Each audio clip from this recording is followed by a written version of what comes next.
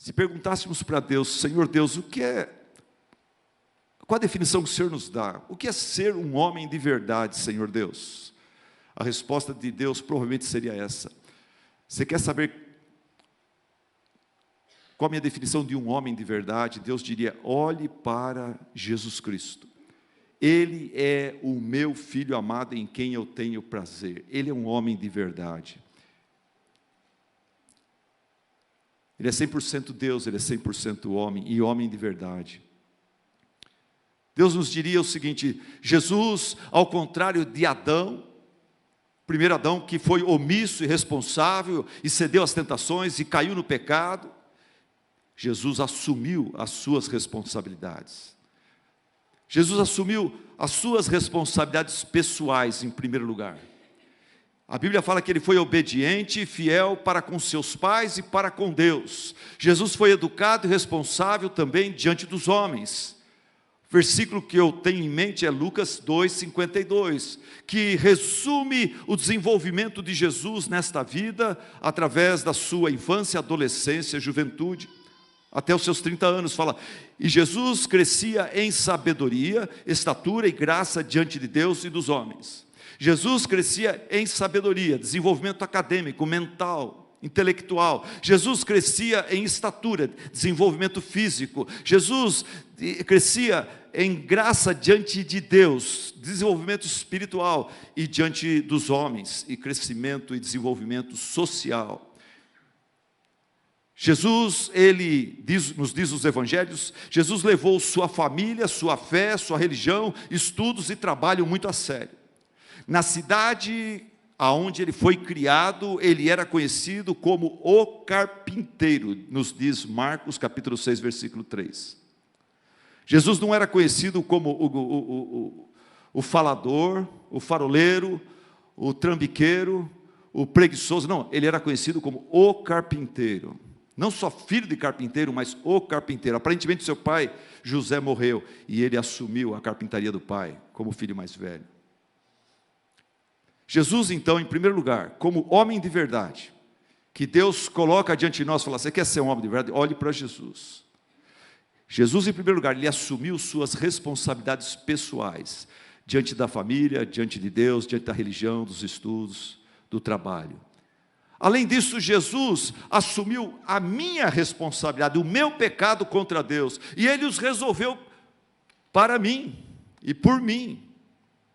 Isso é a essência do Evangelho. Isso é a essência do Evangelho. Jesus resolveu e assumiu e resolveu as suas responsabilidades, depois Ele foi adiante, assumiu e resolveu as minhas responsabilidades e as suas também. Então, ser homem de verdade é você não só dar conta das suas responsabilidades, mas ir além disso, além de prover para você, você também assumir e prover para os outros, ajudar outros nas suas necessidades.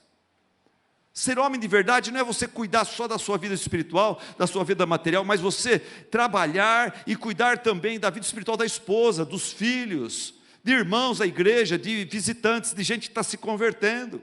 Você ser útil, você não ter medo de se gastar, e de trabalhar, e de servir. Isso é ser homem de verdade.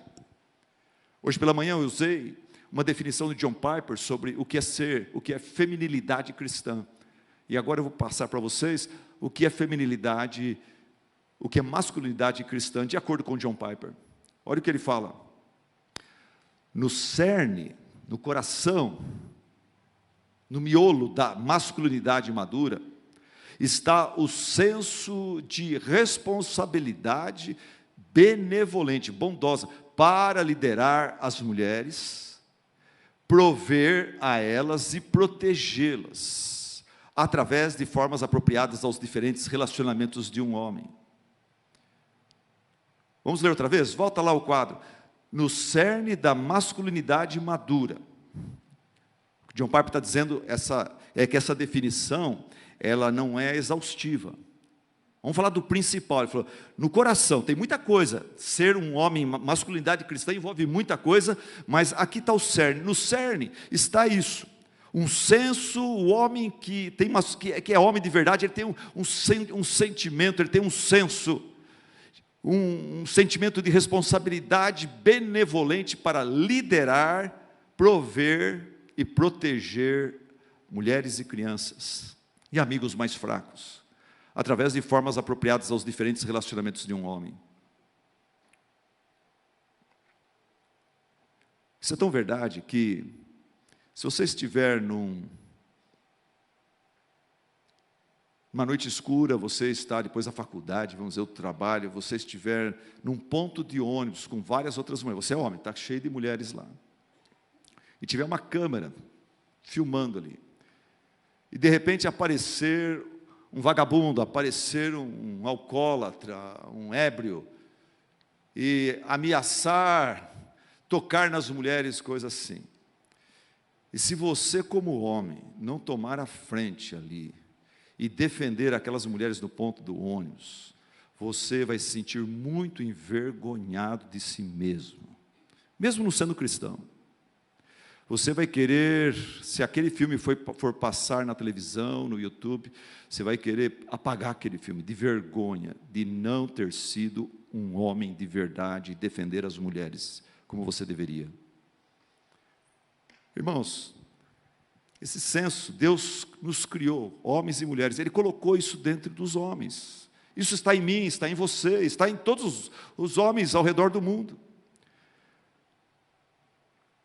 Mas a boa notícia que eu dou para você, então, diante disso que eu estou falando, o que é ser másculo, ser homem de verdade diante de Deus, a boa notícia é essa: provavelmente você nunca será rico, forte e famoso, você nunca será bom de cama, de carteira e de campo, mas você pode ser um homem de verdade, de acordo com o padrão de Deus. Todos nós aqui hoje temos condições de sermos homens honrados diante dos olhos de Deus.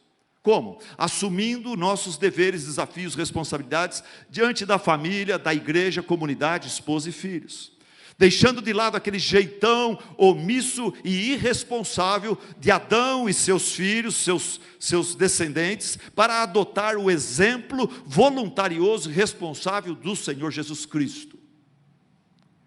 Por isso, não admire um atleta, não admire um jogador de futebol, não admire um artista, um cantor, admire o Senhor Jesus Cristo. Ele é o seu rei, Ele é o seu modelo, Ele é o seu criador, Ele é o seu salvador, Ele é a sua fonte de poder para ser o que Deus gostaria que você fosse, para aquilo que Deus criou que você fosse. Como é que eu posso ser um homem de verdade? Assumindo meus deveres, responsabilidades, diante da família, da igreja, comunidade, esposa e filhos, deixando de lado o orgulho, o egoísmo, o comodismo, a preguiça, a criancice, a vaidade, a carnalidade, a prepotência e a ignorância, para buscar em Jesus Cristo força, disposição, sabedoria, humildade, altruísmo, direção para servir através dos dons e talentos que Deus tem me dado, para fazer o que precisa ser feito pela família, pela igreja, pela comunidade na qual você convive durante a semana, fazendo diferença, fazendo diferença.